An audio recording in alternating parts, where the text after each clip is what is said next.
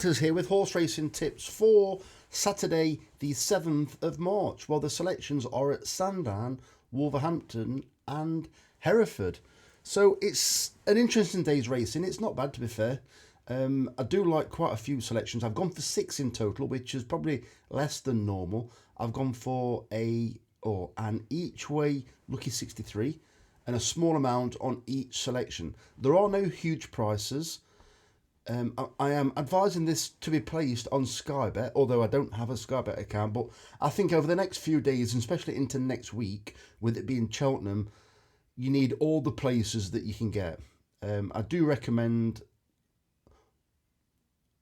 doing what I'm going to do is trying to find as many places for that particular race, and also leave all the prices to SP. But ultimately, you need to decide what you actually want to do for yourself.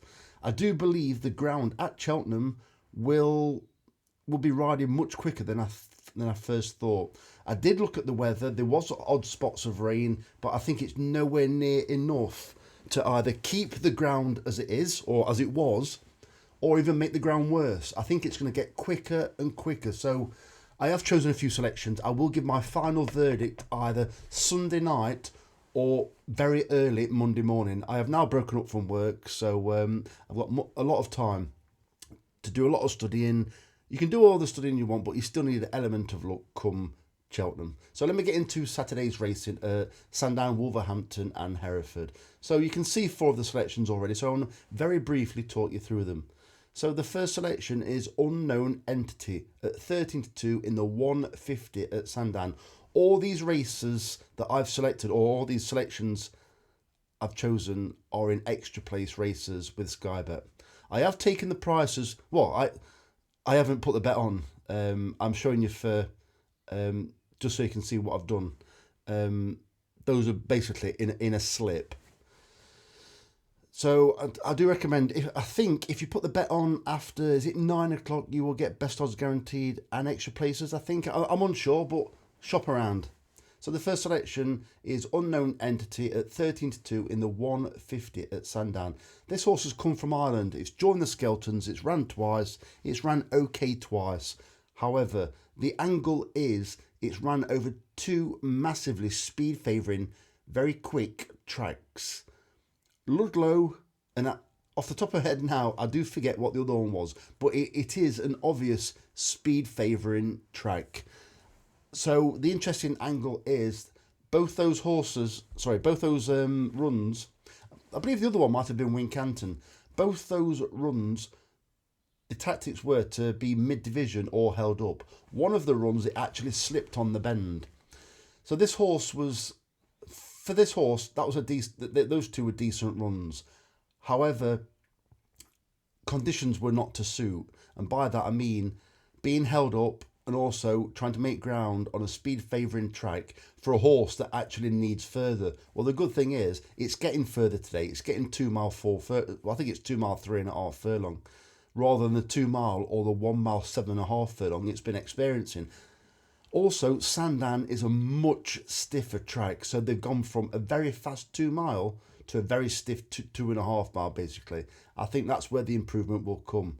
So I think this horse has got a decent chance. And the Skeltons, to be fair, they are one of the biggest stables definitely now in the last few years.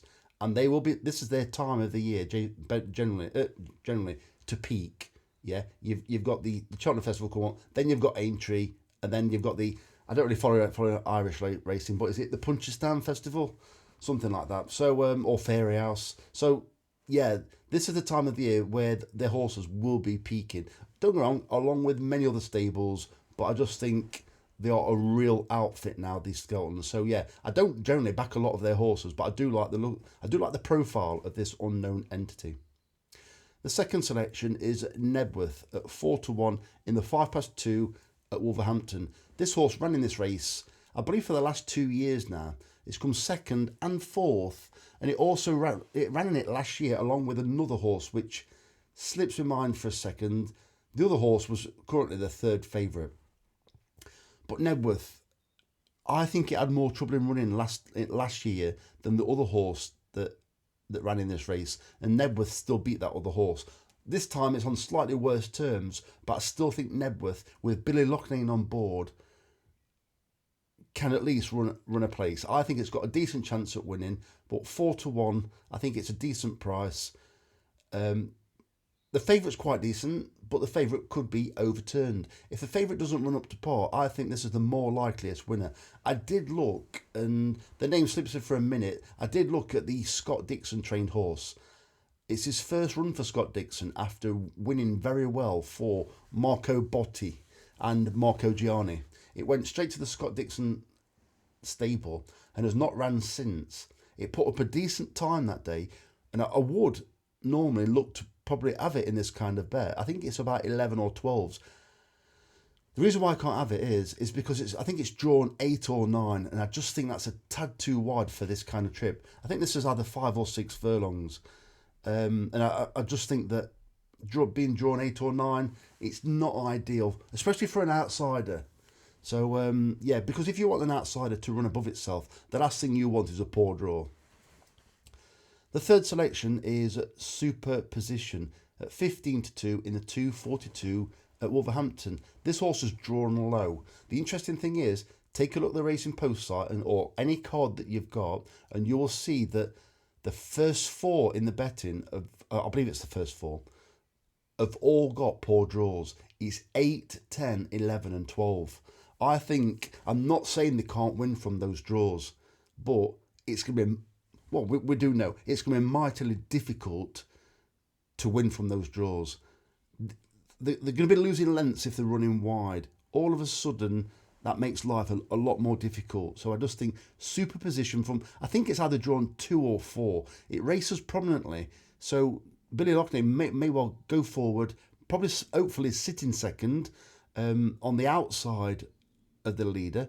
And then it will cause anything that needs to come from behind to have to go around Billy Loughnane to basically travel even more distance. So I just think tactics-wise, Superposition with a very smart but Billy Loughnane on board could be a very decent place at minimum bet.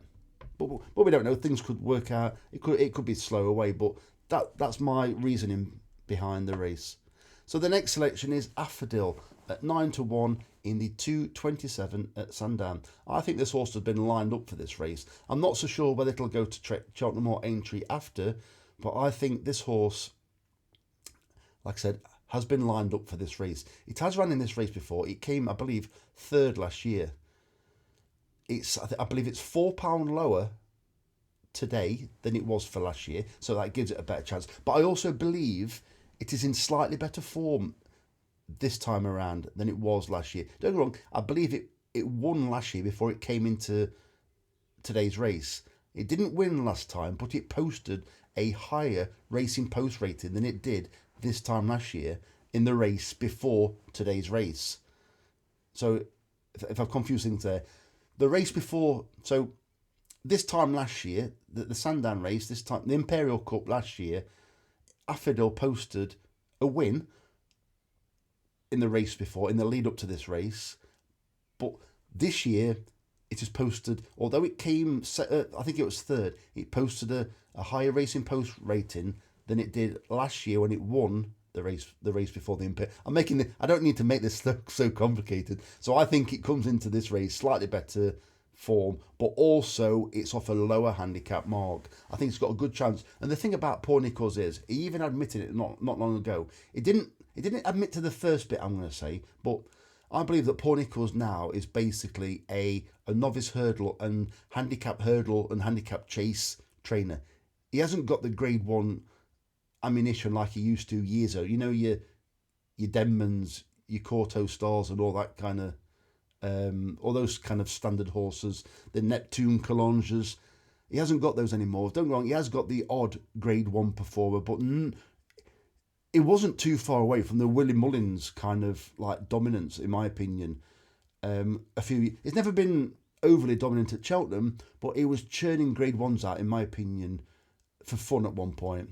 Is nowhere near that anymore. I don't know why. Maybe it's just, I think racehorse training's always been competitive, but I just don't know the reason why. Obviously, clearly you need the ammunition, and he is a decent trainer, but I just think especially what he said not too long ago. I think it's in the last 3 months he did say basically he hasn't got the ammunition, so he needs to be a bit smarter about what he's got and what they're capable of. And I think he is going to be a handicap trainer in the future, which there's still plenty of decent prize money knocked around. It won a decent handicap with Tutor Quanti that now runs in, I believe it's being supplemented for the Champion Hurdle. And I think if the ground was slower, he'd have a decent chance, but I just think the ground's a bit too quick for Tutor Quanti. But hopefully it should make it so that there's a decent pace in the race. But anyway, I don't want to talk about the Champion Hurdle. I've spoke about it already. If you want to see my Champion Hurdle, wait till the end of this, my Champion Hurdle preview. Wait till the end of this video and you can click on it and you can see my thoughts for the Champion Hurdle. The next selection is Western Charm at 10 to 1 in the 3 o'clock at Sandown. So this is wide open, this race is. So a lot of horses have won a National Hunt flat race in this race. There's quite a few with form lines amongst themselves. But I was very interested about this Anthony Honeyball trained horse. I believe Anthony Honeyball might have 2 in this race. I could be wrong, but it's obviously clearly it's only one of them that I fancy, and it is Western Charm. It ran nothing more than standard or okay on its debut. But then it showed a fantastic increase or improvement in form by registering a National Hunt flat racing post rating of 113. And for me, that's a rating that should mean that this horse is no bigger than sixes or sevens. There are horses further up the market that haven't put that kind of standard of run on the board yet. Don't get me wrong, there may be horses with more potential, but Western Charm has still got loads of potential because I believe it's only ran twice. So there is still loads of room. And at one point, Anthony Honeyball was also churning National Hunt flat winners for fun, probably about 3 or 4 years ago, and he seems to have gone a little bit quiet, but Western Charm, I think it's got a decent chance, and I do believe it's been overlooked by probably maybe some of the more powerful trainers at the head of the market. And the final selection, we've gone to sunny Hereford. So it's number 1, Hay Flint at 5 to 1 in the 325 at Hereford. I think this is an absolutely dreadful race. I noticed that it was a extra place race. I looked at the form. I looked at the top weight. The top weight is the best horse in the race, but the only advantage you get with the best horse in the race, it needs to be heading into a little bit of form, because with it being the best horse in the race, it's also got the highest weight in the race, obviously. And if you're not in form, being the best horse with the highest weight and not in form is the biggest inconvenience you can have. But I believe this horse is gradually, I'm talking in the context of the race, which is dreadful, gradually heading in the right direction. But I also think that James Turner, I believe is claiming 3, is also a big factor. I'd like this horse to be very prominent, if not leading, stretch them out and take it from there. Hopefully put us a winner on the board. But yeah, the 2 obvious more likely winners are Hay Flint and Nebworth. Nebworth is a very competitive race. Hay Flint isn't, but I just think it could be better than what's on offer. The other horses, I think they've got cracking each way chances. I think all horses, it's not why I've gone for a big price. I'm just hoping these horses have got obvious chances. If people look close enough, they can see for themselves that all these horses can be given clear chances, and hopefully I've explained it clear enough. So if you're looking for another bet, I will be providing a football bet. It's the FA Cup, so I'll be having a good look through there. The bets that I'll be giving on the football will be, it'll be a half time, both teams to score treble. It'll be a both teams to score treble, and it'll also be an over 2.5 goal treble. So for the bets, there might be a couple of extra bets. I might even put some red cards in there. I don't know.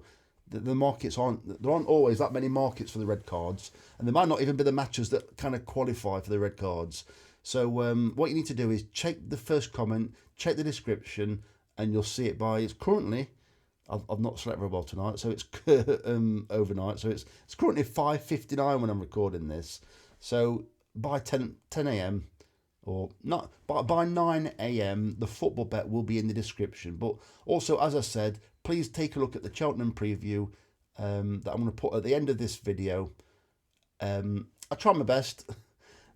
there will be, as I said, there will be a final Cheltenham day one video, either last thing Sunday or first thing Monday morning. So if you want to get notification of those, I don't normally ask people to subscribe. You can do what you want, but if you click the subscribe, then hover over it and click the all, and you will receive notifications for Cheltenham. And then if you want to, just unsubscribe after. It just it gives you the video as soon as I release it. That's all. So I wish the very best of luck. Charlie Winters, over and out. Cheers, mate.